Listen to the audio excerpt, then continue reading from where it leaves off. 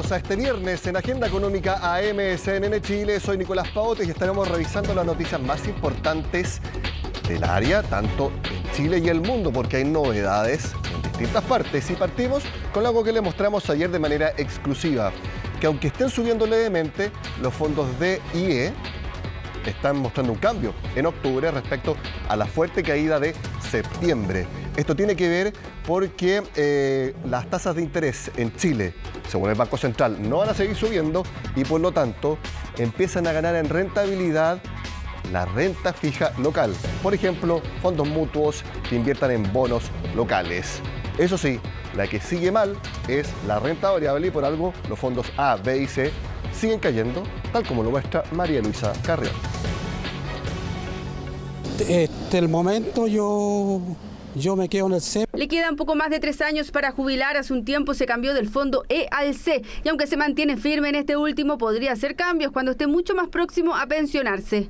Es que todavía no lo sé y yo estoy mirando siempre, pero hoy día está crítico, están todos los fondos críticos. Es que en septiembre todos los fondos cayeron bastante, pero ahora en octubre, al menos hasta el lunes 17, los segmentos más conservadores tuvieron una leve alza. Tanto el D como el E, que dependen mayoritariamente de lo que pase en el mercado local, tuvieron una rentabilidad positiva de menos de un 1%. Poco, pero algo es algo. El crecimiento que experimentaron los fondos más conservadores en estas últimas semanas es una muy buena noticia para quienes están pensionados en retiro programado o que están en trámite de pensión o muy cerca de tomar la decisión de pensionarse, porque estas personas son los principales beneficiados por las alzas en la rentabilidad de estos fondos. Al otro lado de la moneda, también en la primera quincena de octubre, los fondos más riesgosos continúan con rentabilidades negativas. El A con menos 1,68%, el B con menos 1,31% y el C con menos de un 1%. En realidad siempre hay que yo creo que en esto hay que mantener un poquito la calma, porque lamentablemente en este sistema es así, tan fluctuante.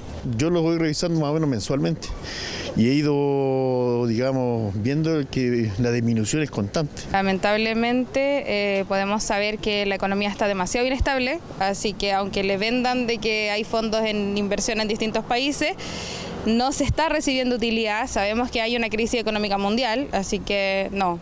Y aunque el aumento en la valoración de los fondos más conservadores parece ser un respiro, lo cierto es que en el acumulado del año todos los segmentos tienen rentabilidades negativas. El A es el que suma la mayor caída con casi 19%, le siguen el B y el C por sobre 10% de descenso y más atrás están el D y el E. Este último, pese a su leve alza en la primera quincena de octubre, tampoco tiene buenas noticias en lo que va de 2022. La verdad es que en el acumulado del año acumula igualmente un resultado negativo del menos 0,16%, luego de haber tenido 8 primeros meses muy buenos, de enero a agosto, y sin embargo el mes de septiembre, el que acaba de cerrar, fue un muy mal mes, con una caída de casi el 4% en el caso del fondo E. Ahora, al analizar los últimos 12 meses, los fondos más riesgosos son los que tienen rentabilidades negativas. El mayor sigue siendo el que acumula el segmento A, le siguen el B y el C con baja de 8,67%. En tanto, el panorama en el D y el E son distintos, sobre todo en este último que registra una rentabilidad de más de 9%. Lo que se puede esperar de aquí a fin de año es que se mantenga la tendencia, que los fondos A al C quizás tengan puedan tener quizás una leve alza, pero en el acumulado va a seguir siendo una pérdida para los fondos, y el D y el E también se mantendrían relativamente estables dentro de esta rentabilidad que, como te digo, no es significativamente alta. Es que el panorama local y mundial aún está repleto de incertidumbres. El fin del alza en las tasas de interés en nuestro país explican el leve aumento de los fondos más conservadores, pero en el escenario mundial priman la inestabilidad del dólar y la guerra en Ucrania, complicando a los segmentos más riesgosos. La idea, digamos, de todo lo que son los fondos de la AFP son rentabilidades a largo plazo. Eso nunca hay que olvidarlo. Por lo tanto, cuando están estos escenarios muy particulares con rentabilidades negativas, no conviene cambiarse. Por lo tanto, aquí hay que tener paciencia, hay que esperar. Paciencia piden los expertos. Aseguran que los fondos más riesgosos ya tendrán su momento, que hay que esperar señales de estabilización del mercado mundial y en nuestro país. Mientras que lo que suceda en los segmentos D y E finalmente se sabrá las próximas semanas cuando exista un consolidado de octubre completo. Hablando del mercado mundial, todos los ojos estuvieron este jueves en el Reino Unido porque después de 45 días renunció la primera ministra, todo un récord de lo poco que duró en el cargo. Y la razón es una sola, el plan económico criticado absolutamente en todos lados, tanto local como internacionalmente, y principalmente porque propuso un recorte en los impuestos a los sectores de mayores recursos, tanto privados y me refiero a empresas como personas, y que no tenía financiamiento y que para compensar la baja en los ingresos iba a emitir más deuda, lo que hizo un casi colapso en el mercado británico. Eso finalmente tumbó a Liz Truss. Firstly, I will get Britain working again.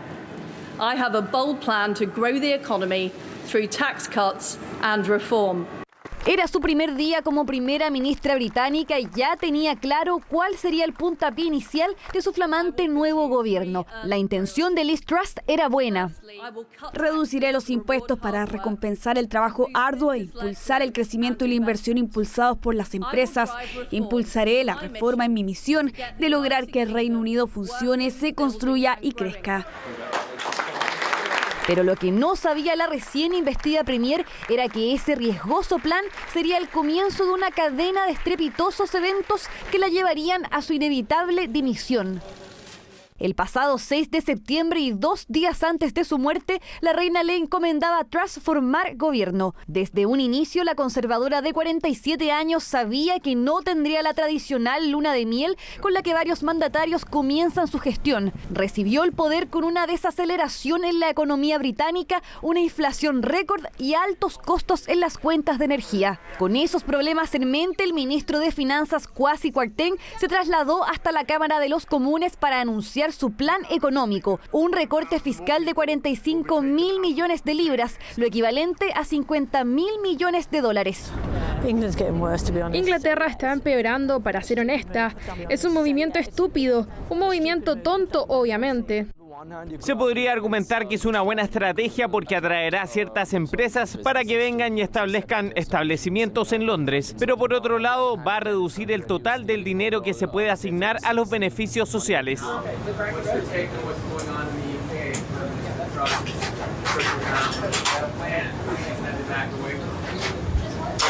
Well, it's predictable. I mean, I wasn't the only one that thought it was a mistake. Incluso desde el extranjero llegaron las críticas, no solo de Estados Unidos, sino también desde el Fondo Monetario Internacional. Y es que la pregunta era cómo se iba a financiar este osado plan. La respuesta de los mercados fue dura e inmediata. La libra esterlina se devaluó a niveles históricos y al gobierno no le quedó otra alternativa que dar pie atrás a la fracasada propuesta. En ese momento ya se escuchaban algunas voces que pedían la dimisión de Truss. Incluso al rey Carlos III parecía incomodarle su presencia.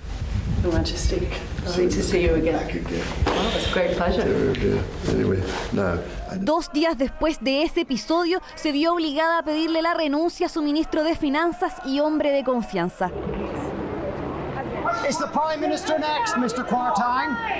Y esta semana fue la ministra del Interior la que dio un paso al costado. En su carta de dimisión presentada este miércoles, Suella Braverman hizo un guiño a Truss, afirmando que el acto de gobernar implicaba asumir la responsabilidad de sus errores.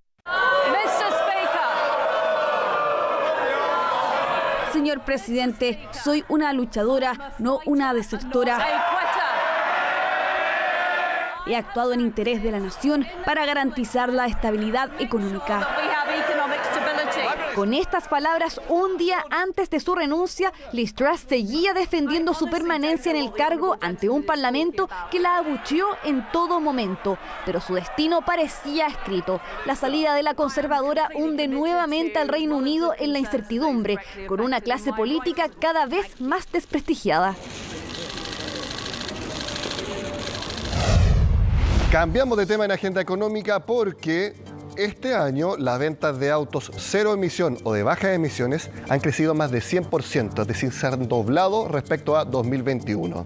Y las proyecciones de la ANAC, que es el gremio de distribuidores de automóviles, es que este crecimiento siga, quizás no porcentualmente tan alto, pero siga en 2023. A pesar de que septiembre en el mercado general fue hacia la baja, en el segmento de vehículos de cero bajas emisiones se ha mantenido creciendo.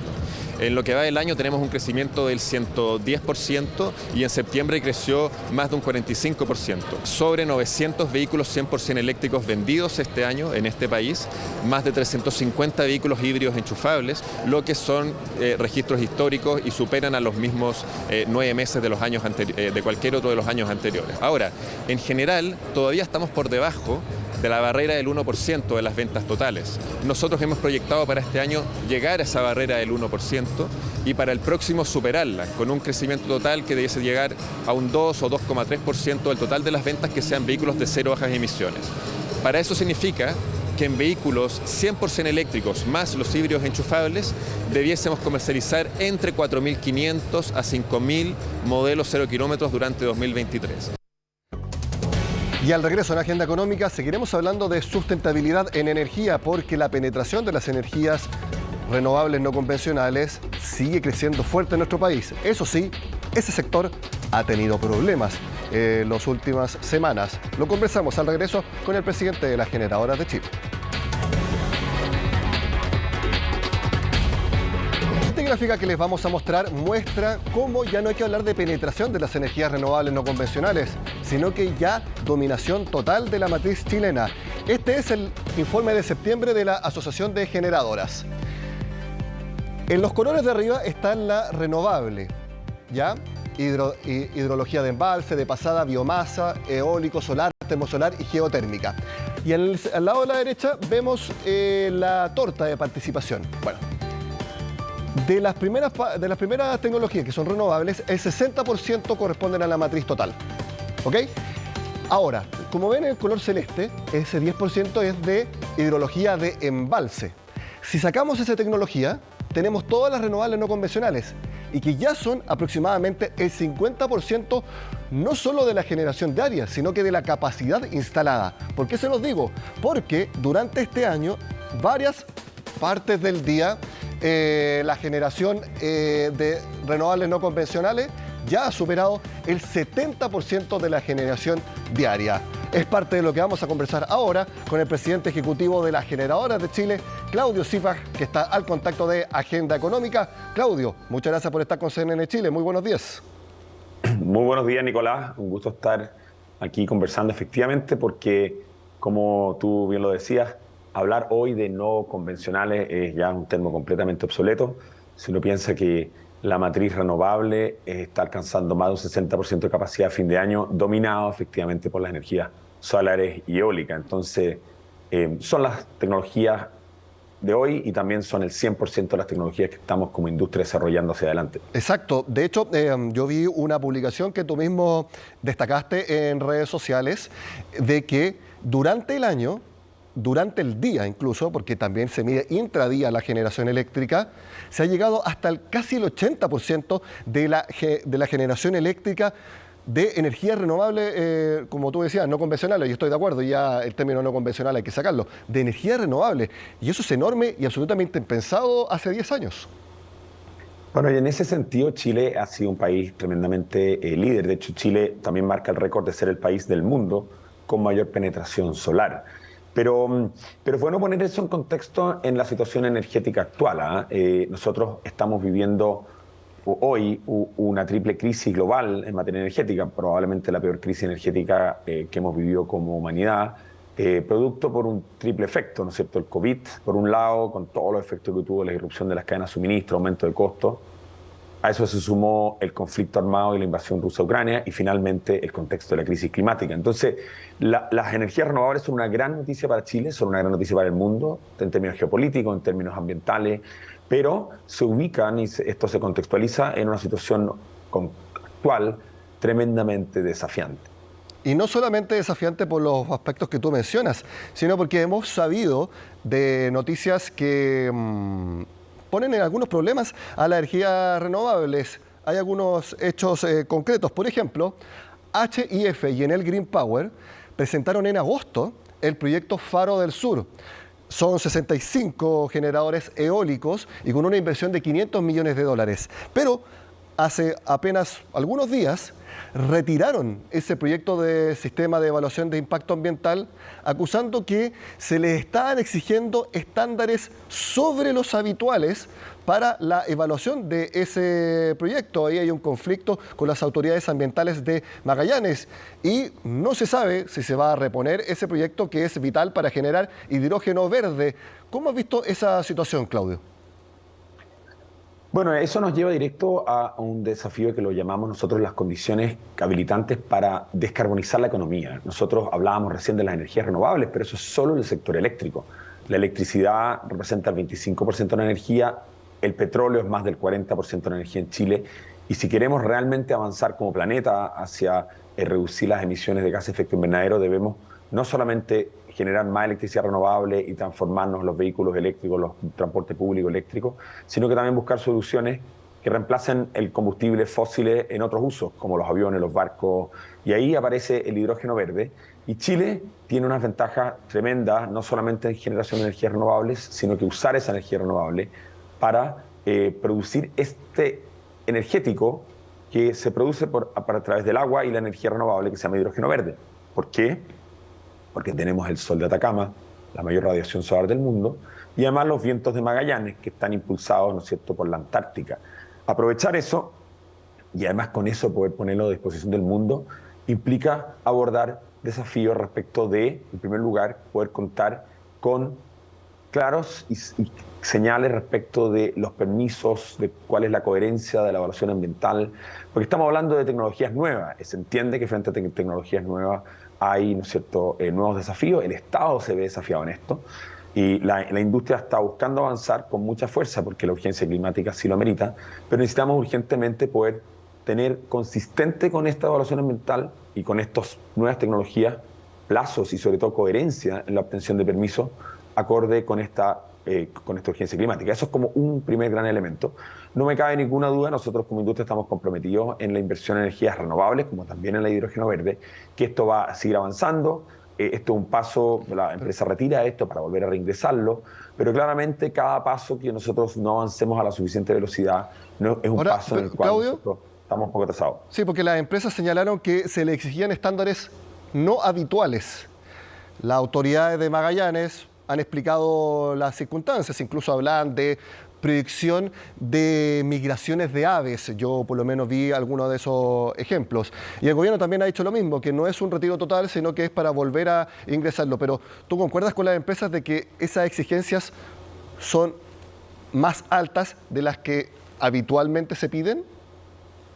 Repito, a ver, en primer lugar, no estoy familiarizado con los detalles de la evaluación ambiental, pero sí puedo decir que es muy fundamental, y lo vivimos muchas de las empresas en varias regiones del país, que estamos enfrentando una nueva tecnología. Entonces el Estado, que si antiguamente recibía 5 proyectos al año que evaluaba y conocía, porque eran tecnologías conocidas por décadas, ahora el Estado se ve enfrentado a cientos de proyectos, nuevas tecnologías, y se ve desafiado, y por lo tanto, si las empresas están impulsando una transición energética, a la misma altura necesitamos también avanzar en una modernización del Estado, y lo hemos conversado con las autoridades de que esto implica potenciar los equipos, capacitar los equipos y tener un diálogo también sobre cuáles son y la comprensión de las nuevas tecnologías. Así que más que el detalle particular, lo que es importante es que aquí haya un trabajo acelerado público-privado para tener reglas claras, que eso también dé, ¿no es cierto?, sin rebajar ningún tipo de estándares ambientales, certeza de que el trabajo que se está haciendo sea también un trabajo en el estándar que nosotros esperamos desde el punto de vista de impacto ambiental. Y sobre todo porque el hidrógeno verde no solamente es algo que está impulsando el país, sino que es muy importante para las políticas de este gobierno. Cambiemos de tema y también por algunos hechos que han hecho noticia en el mundo de la energía renovable, insisto, no hay que decirle más no convencional.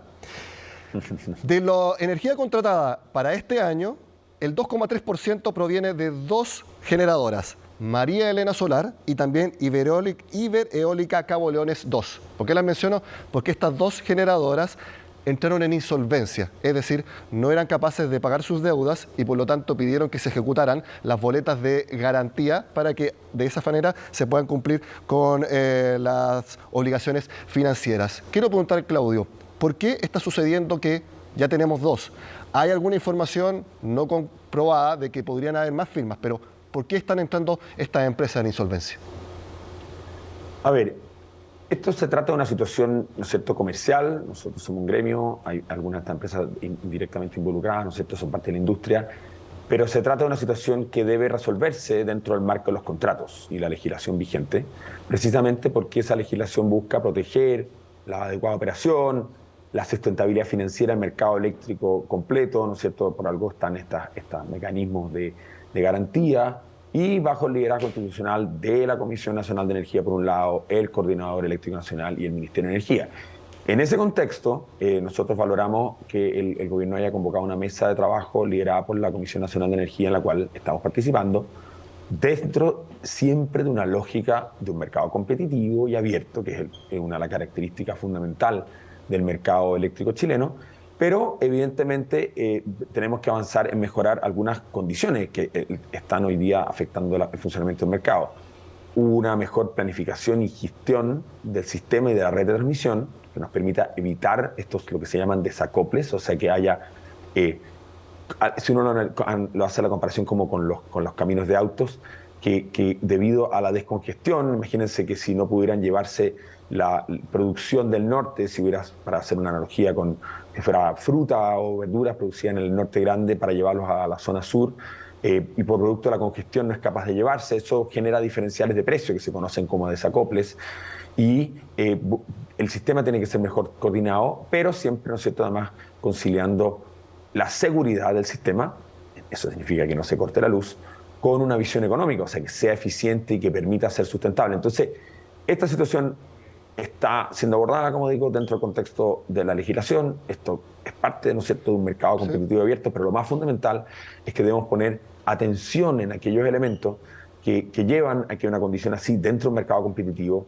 nos permitan que esta situación no se propague, esté contenida y que evidentemente podamos seguir en esta transición energética tan exitosa que estamos llevando como país. Pero a juicio tuyo, Claudio, ¿esto se debe a una mala planificación comercial de las firmas o condiciones de mercado que las llevaron a eso? A ver, el segmento de generación es un mercado competitivo y abierto. Las empresas, cada una individualmente pondera las oportunidades y riesgos del mercado, y la mayoría de las empresas han gestionado, ¿no es cierto?, adecuadamente los riesgos, pero están enfrentando decisiones por parte de las autoridades y también del ente coordinador, que en el fondo muchas veces hacen más difícil y desafiante, más allá de las evaluaciones que hicieron. Hablábamos antes, yo cuando partí diciendo que estamos hoy día viviendo la mayor crisis energética global, entonces hoy día además hay un componente local, estamos enfrentados a precios de combustible, de todos los tipos de combustible, más altos que nunca. En Chile particularmente llevamos 10 años de una sequía sostenida, el año pasado tuvimos el año más seco de nuestra historia. Hemos tenido mecanismos, producto de la pandemia, de estabilización de precios que han interrumpido el flujo natural de los pagos de los contratos. Y eso además le sumamos, ¿no es cierto?, la existencia o la inexistencia de suficiente capacidad de transmisión. Entonces, estos elementos contribuyen. Entonces, por eso consideramos que es importante que la autoridad en esto haga todas las gestiones necesarias para que en nuestro mercado opere adecuadamente a cómo las instituciones están pensadas y diseñadas. Y para eso sí vuelven las empresas en ese contexto, ¿no es cierto?, poder ponderar los riesgos cuales enfrentan. Un minuto nos queda para la última pregunta, Claudio. ¿Qué te parece la aprobación ya a ley del almacenamiento de energía? Una tecnología también que ha ido desarrollándose y que promete también entregar soluciones. El almacenamiento eléctrico es esencial porque si una de las características de esta energía solar y eólica que no son gestionables, no decidimos cuando hay viento, no decidimos cuando hay sol, es que necesitamos poder guardarla. Cualquiera que tiene un celular sabe que guardar energía eléctrica es algo que dura poco, pero si queremos realmente pasar la noche, tenemos que buscar soluciones de almacenamiento. Existen soluciones históricas como guardar agua en los embalses o tecnologías más avanzadas como la concentración solar, pero el almacenamiento aprobado en el Congreso permite reconocer el almacenamiento como una tecnología multiuso que además permite usar mejor las líneas de transmisión. En parte nos ayudaría a resolver el tema que estábamos discutiendo anteriormente, siempre en una lógica como se plantea de que tenemos que buscar avanzar en 3 ejes. Tenemos que avanzar en un eje de que sea una transición energética más segura, o sea, podemos asegurar el suministro eléctrico, que sea más asequible y que todo esto lo logremos a precios competitivos para poder aprovechar todas estas energías renovables a menor costo, pero también, ¿no es cierto?, que sea sostenible y que sea una contribución real a la descontaminación. Entonces, en esa lógica de triple impacto o de trilema, nosotros el almacenamiento es una de las piezas esenciales que nos permite usar la electricidad, las energías renovables para reemplazar los combustibles fósiles, algo que ha planteado el Consejo Mundial de la Energía como uno de los pilares centrales de la transición energética, y por eso el almacenamiento juega este rol tan fundamental. Bueno, y Chile está siendo pionero entonces en varios frentes. También esa debe ser una de las razones de por qué el World Energy Council también te eligió a ti como vicepresidente para América Latina y el Caribe. Despedimos entonces esta entrevista con Claudio Sivag. Muchas gracias por estar con nosotros, Claudio. Que tenga buen fin de semana. Muchas gracias, Nicolás, por la invitación a conversar. Igualmente. Van a ser las 8:30, termina Agenda Económica, ya viene Fresia Soltov con Noticias Express. Nos vemos.